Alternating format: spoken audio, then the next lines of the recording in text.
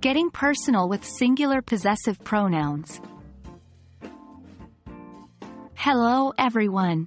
Welcome back to our Grammar Fundamentals series. In today's lesson, we will delve into an important aspect of English grammar: singular possessive pronouns. This might seem tricky at first, but don't worry. We will break it down for you, step by step. Let's start with the basics.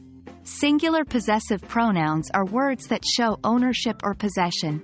They stand in place of singular nouns and tell us to whom or what something belongs.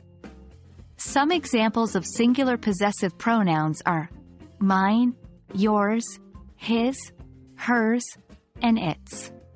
For instance, consider the sentence, "This book is mine."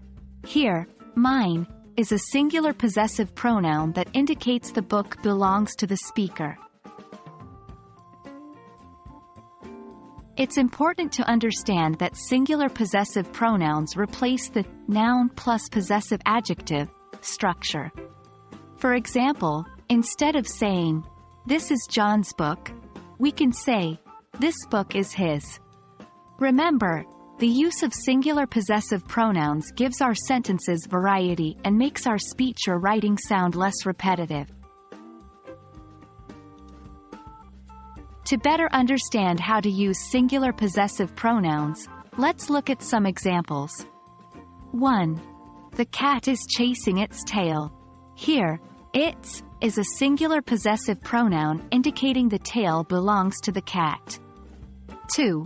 This idea is yours. In this case, yours indicates that the idea belongs to the person being spoken to. 3. The pen is mine. Here, mine shows that the pen belongs to the speaker. While using singular possessive pronouns, we often make some common mistakes.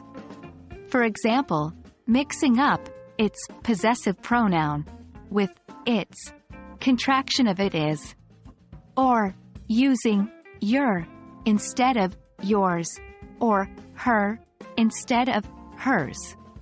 Always remember that possessive pronouns don't need apostrophes. And there you have it, a detailed overview of singular possessive pronouns in English. As with any other aspect of language learning, the key to mastering this is practice, practice, and more practice. Remember, mistakes are part of the learning journey. So, don't hesitate to practice using singular possessive pronouns in your everyday communication. We hope this video has been helpful. Happy learning, and we'll see you in our next lesson.